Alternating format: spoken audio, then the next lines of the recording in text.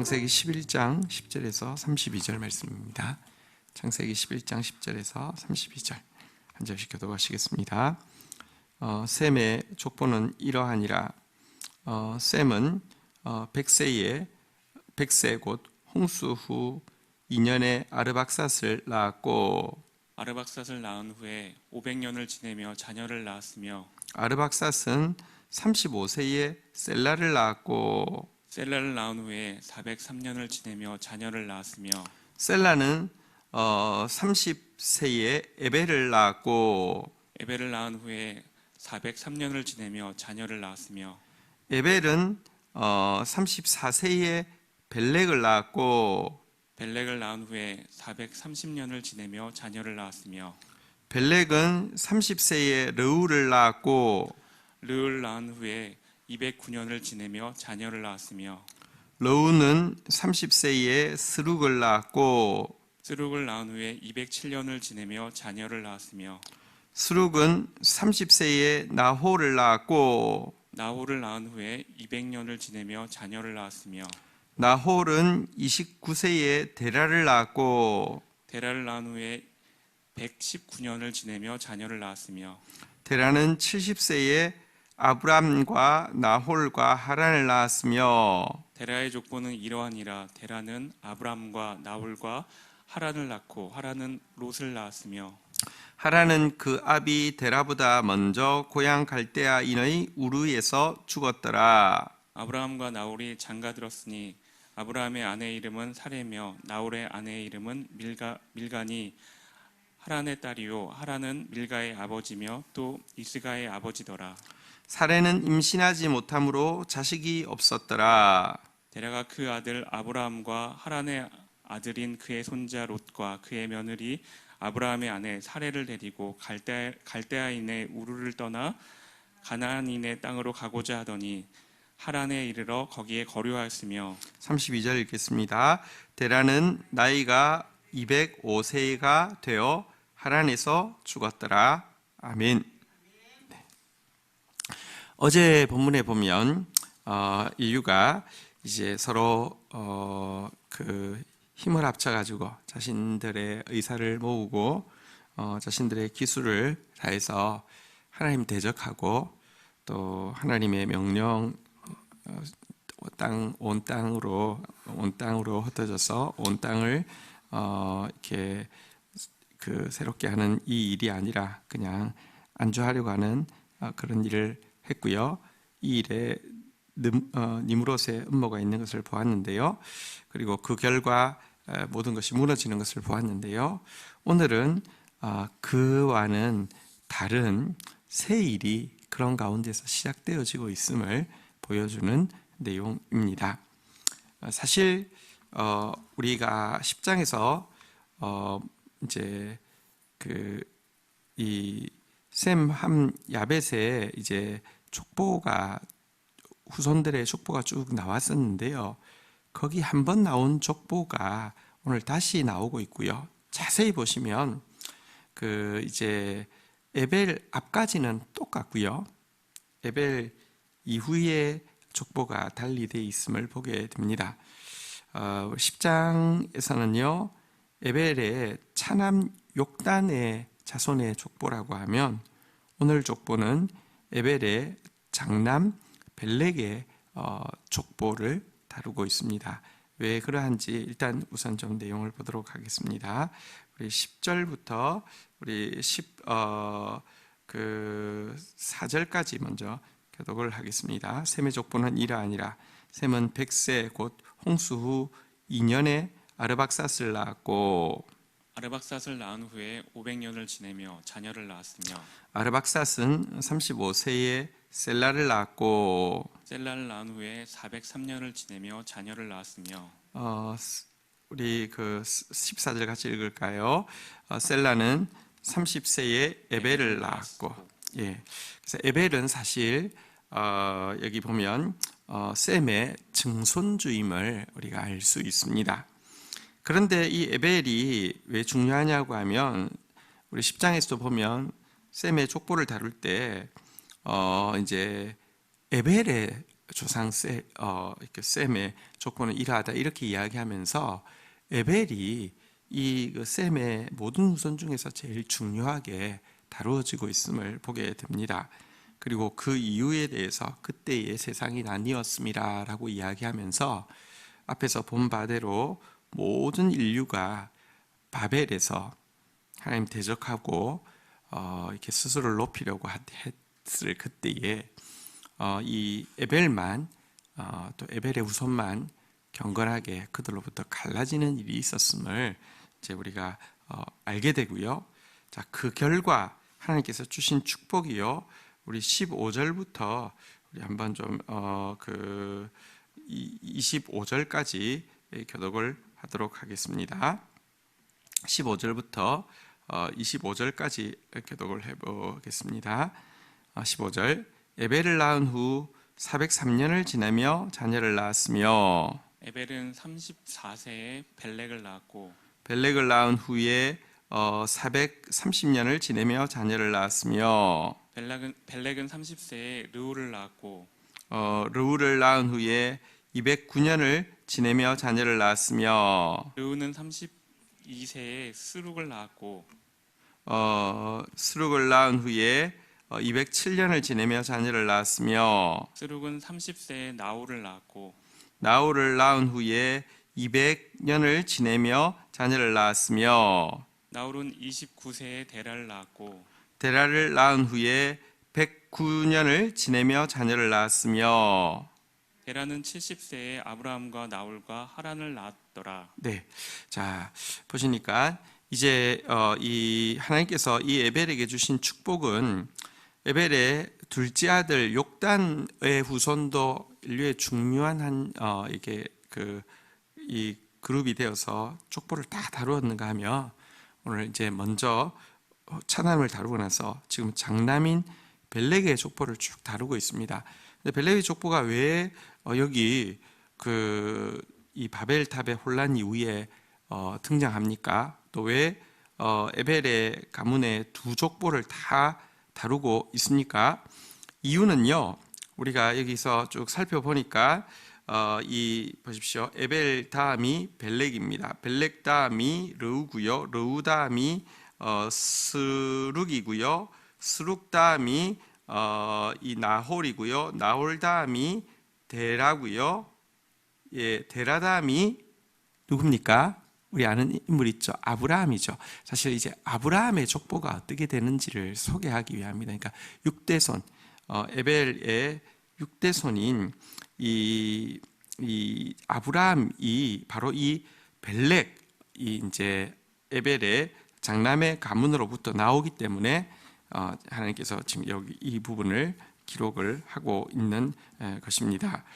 믿음의 조상 아브라함이 셈의 후손 중에서 에벨 그리고 특별히 에벨의 또 장남의 가문, 세상이 나누어질 때 하나님을 선택하고 하나님을 예배하기로 결정했던 이 가문을 통해서 나옴을 지금 보여주고 있는 것이라고 할 수 있습니다.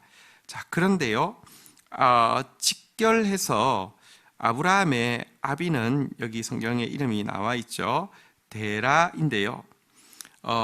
이제 여기 좀 살펴보도록 하겠습니다. 우리 성경에 보면 이 데라가 어떤 사람이었는지에 대해서는 우상을 만드는 사람이라고 이야기를 하고 있습니다. 다시 말하면 우상업자라는 것이죠. 분명히 에벨의 가문, 그것도 아브라함이 나오기 위한 이 장남의 가문은 특별히 구별해서 기록했지만 6대 정도 지나가니까요. 이 가문에서 나온 결과가 데라, 다시 말하면 우상쟁이가, 우상업자가 나왔다는 것은 인간의 타락성이 경건해도 믿음의 가문이어도 믿음의 가정이어도 아무 소용이 없음을 보여주고 있습니다. 가끔 우리가 결혼 조건으로 믿음의 가문 이렇게 이제 제시를 하는데요. 여러분 가문이 믿음이 있다고 해서 자식에게 진짜 믿음이 있는지 그것 사실 우리가 증명할 길이 없을 뿐더러 또 말이 믿음의 가문이지. 여러분 진짜 믿음의 가문이라는 게 정말 믿음을 택하겠다는 뜻은 아닙니다. 믿음이라는 어떤 게 금상첨화처럼 있으면 좋고 실상은 경제력 또 학력 또 뭐 지방색 뭐 이런 거 먼저 보지. 솔직히 믿음은요 그냥 거기 끼어 있으면 좋겠다 이런 것이고요. 사실은 허상일 때가 되게 많죠. 지금 세상이 나뉠 때 하나님을 택한 가문이어도요. 그래서 하나님께서 이 가문을 통하여서 이제 이 세상을 이제 바벨탑을 통해서 혼란스럽게 이렇게 하고 나서 이 멸망의 속도를 늦추고 나서 이제 구원의 한 가문을 만들려고 하심에도 불구하고 구원의 한 민족을 만들려고 하심에도 불구하고 직결된 출발이 그 아버지가 우상쟁이였다는 것은 인간이 얼마나 부패할 수밖에 없는지와 당시 세상의 문화가 얼마나 죄악되었는지를 보여주는 그런 한 증거라고 할 수 있겠습니다. 이렇게 그래서 이 한 가문을 통해서 할 수 없기 때문에 한 사람 통해서 이제 또 그 사람을 그 곳에 있지 못하게 하시고 전혀 다른 곳으로 옮기셔서 당신의 일을 시작하려 하심이 이제 이 히브리 민족의 출발인 그리고 이 땅이 아닌 이 이제 바벨론 있는 이 땅이 아닌 가나안 땅에서 이제 아브라함을 출발시키는 출발점이 되는 것입니다. 자, 그런데요, 또 한 가지 새 역사를 위해서 선택받은 아브라함이 열렬한 우상 숭배자의 아들이었다는 것은 그의 부르심이 그가 100% 경건하고 그가 아주 거룩한 열정이 있기 때문이 아니라 없지 않았겠지만 그것이 그의 필요 충분 조건이 하나님께서 그를 선택하는 필요 충분 조건이 아니라 사실은 하나님의 일방적이고 강권적인 은혜가 아브라함을 믿음의 조상으로 출발시키는 근저가 되었음을 우리는 보게 됩니다. 여러분 이스라엘 왕정 역사상 가장 경건한 인물로 인정받는 분은 히스기야지요. 그런데요, 히스기야가 그 아버지가 가장 악랄했던 우상 숭배자인 아하스였습니다.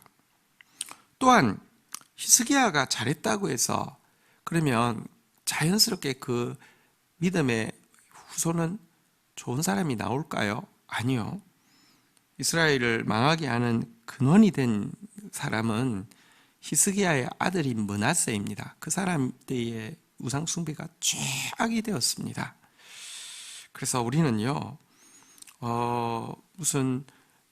내가 선택받은 것이 내가 뭔가 대단해서도 아니고요. 혹은 또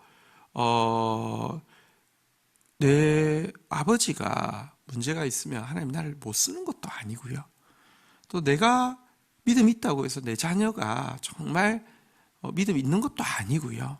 어쨌든 우리는 모든 것이 하나님의 은혜임을 알고 겸손하게 그 은혜가 또 다음 세대에 흐를 수 있도록 기도해야만 하는 그런 존재임을 오늘 먼저 아브라함을 부르시는 이 장면에서 좀 알게 됩니다. 자, 데라 이야기를 조금 더 보도록 하겠습니다. 27절, 28절 우리 한번 먼저 읽도록 하겠습니다. 교독하겠습니다. 데라의 족보는 이러하니라. 데라는 아브라함과 나홀과 하란을 낳고 하란은 롯을 낳았으며 하란은 그 아비 데라보다 먼저 고향 갈대아인의 우르에서 죽었더라. 네. 자, 이 데라한테는 세 아들이 있었네요. 세 아들 아브라함, 나홀, 하란.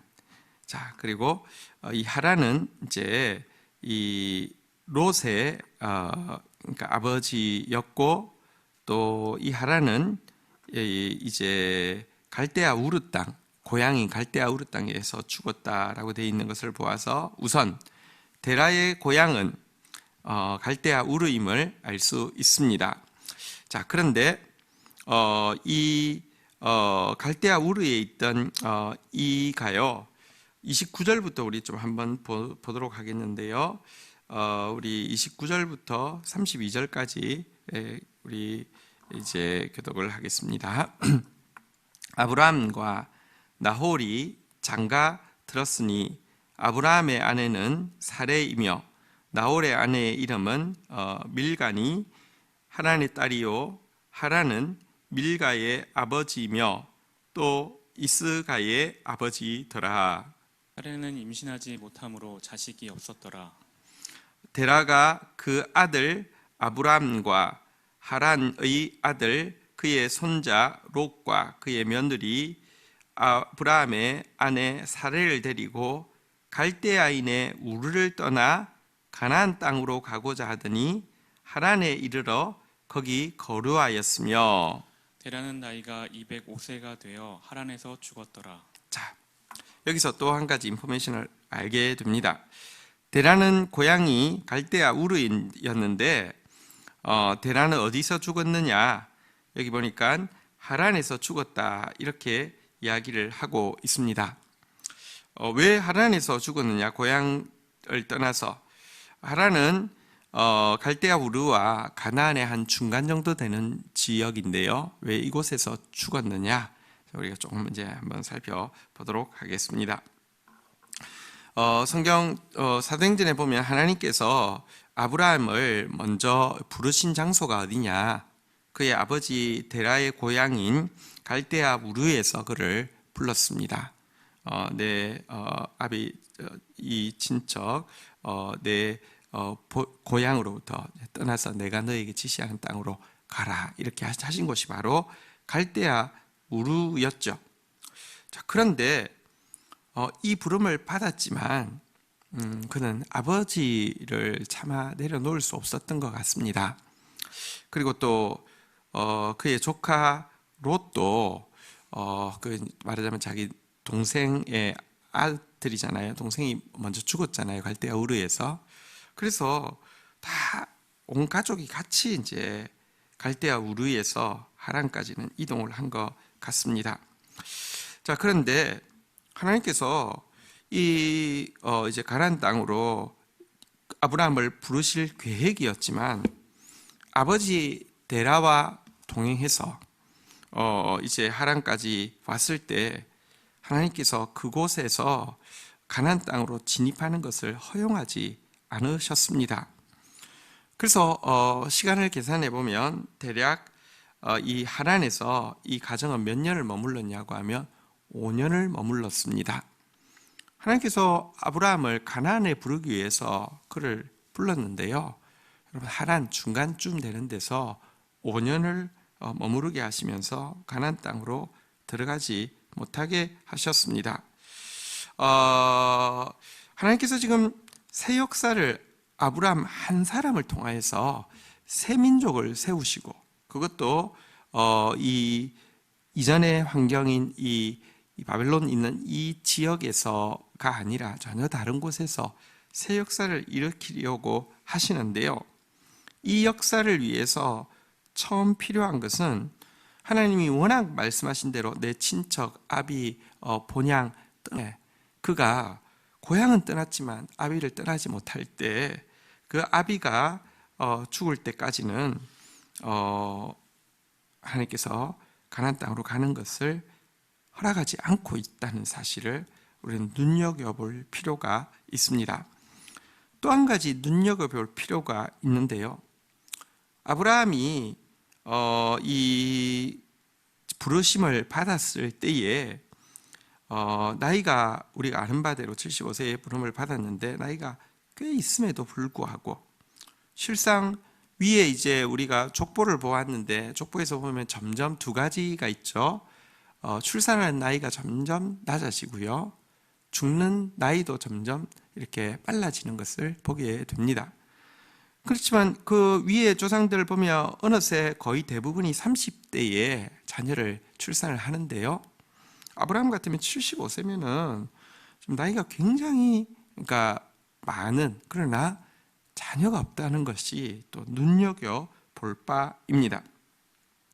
새 역사는 죄악으로부터의 철저한 분리로 시작되는 것과 동시에 하나님 나라를 유업으로 받게 될 아브라함의 후손은, 다음 세대는 혈통이나 육정을 통해서 날 자녀가 아니라 오직 믿음으로 태어날 자녀임을, 믿음으로 태어난 자녀를 통하여서 이 하나님의 거룩한 계보를 이어가실 섭리를 보여주고 있는 것입니다.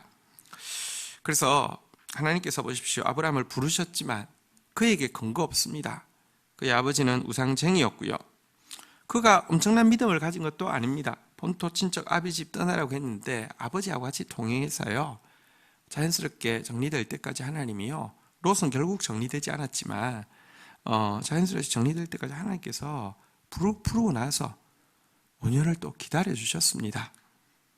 그리고 그는 솔직히 말하면 고대의 제일 큰 재산이 자녀라고 할 수 있을 텐데 자녀 하나도 없는 빈 털털이었습니다. 다시 말하면 하나님께서 그의 부르심과 또 그 이후에 그에게 주어진 모든 축복이 100% 하나님의 은총임을 사실은 보여주고 있는 내용이라고 할 수 있습니다. 어쨌든 바로 이런 아브라함을 통하여서 새 역사, 이제 인류가 죄악이 얼마나 치달아 갑니까? 지금 우리가 이 인간의 죄성이 얼마나 큰지 우리가 지금 이 전염병 가운데서 톡톡히 보고 있고요. 이 세상의 악한 문화 가운데 톡톡히 보고 있는데요. 이거 지연시켜 놓고 구원의 길을 만드시기 위해서 이제 아브라함을 세우시는 이야기 오늘 우리가 보았습니다. 어쨌든 우리 여기서 진짜 하나님의 은혜에 감격하면서 또 여기서 우리로 하여금 죄로부터 분리되어지고 또 정말로 믿음으로 살아야 함을 다시 한번 거듭거듭 다짐하면서 우리 주님 앞에 또 은혜를 구하면서 나갈 수 있기를 축복합니다. 주신 말씀 붙잡고 하나님 앞에 나아가 기도하는 시간 가지도록 하겠습니다. 함께 기도하시겠습니다. 감사합니다. 인류의 그 극한 죄악 가운데서도 하나님께서 구원의 길을 여시기 위하여서 아브라함을 준비하시고 온전히 새로운 상황에서 온전히 새로운 민족을 만드시고 또 예수님을 보내주시기 위해서 준비하심을 보게 해주셔서 감사합니다. 하나님 그러나 이 같은 부름이 결코 혈통으로도 결코 개인의 경건과 믿음으로도 말미암은 것이 아니라 사실 100% 하나님의 은혜임을 또 저희들이 보게 됩니다. 은혜 없이는 설 수 없습니다. 지금도 이 주의 진노 가운데서 긍휼 없이는 우리부터 주 앞에 설 수가 없습니다. 주여 은혜를 더하여 주시기를 간절히 간구하고 소원합니다. 하나님 부름받고 마지막 때에 하나님 나라를 위해서 사용받으려고 하면 먼저 죄로부터 철저히 분리되어야 함을 다시 한번 고백하게 됩니다. 그러나 우리는 철저히 죄와 밀착되어 있으며 접촉되어 있음을 고백합니다. 주님 참회하는 마음으로 주님 앞에 섭니다. 불쌍히 여기시고 죄와 철저히 분리되어질 수 있도록 은혜를 더하여 주시옵시며 하나님 나라의 일이 우리의 생각이나 우리의 능력으로 하는 것이 아니라 오직 믿음으로 오직 말씀으로 하는 것이오매 하나님 더 철저히 하나님 말씀 의지하는 자 되어질 수 있도록 주여 도와주시기를 간절히 간구하고 소원합니다. 다시 한번 주여 예수의 이름을 더럽히는 적그리스도의 역사가 횡행하고 있는 이때에 하나님 참 적그리스도에 대한 하나님의 심판과 때가 찬 하나님의 진노가 있음과 동시에 하나님 이 세상 가운데서 참 그리스도 예수 그리스도를 보여주는 하나님의 사람들이 세워지지 않으면 어떻게 이 민족 가운데 또 열방 가운데 구원이 있겠습니까? 이럴 때일수록 정말 예수님을 보여주는 참 예수의 제자로 살아가는 저희들 되어질 수 있도록 은혜를 더하여 주옵소서. 감사합니다. 예수 그리스도의 이름으로 기도 올립니다. 아멘. 정말 기도가 많이 필요한 때입니다. 공사석 간에 기도하시고요. 또 열이 있는 분, 또 혹은 기침이 있는 분들은 조심하시지만, 또 그렇지 않은 분들 이럴 때 또 마음에 하나님 주시는 소원 따라서 오셔서, 또 오늘 저녁 9시 금요 부흥 집회 있습니다. 정말 진노 중에도 긍휼을 베풀어 주시도록 우리가 참여하면서 매달려야 한다고 생각합니다. 그래서 지혜롭게 인도함 따라서 잘 움직여 주시기를 부탁드리겠습니다. 예수님 가르쳐 주신 기도로 개인 기도 시작하겠습니다.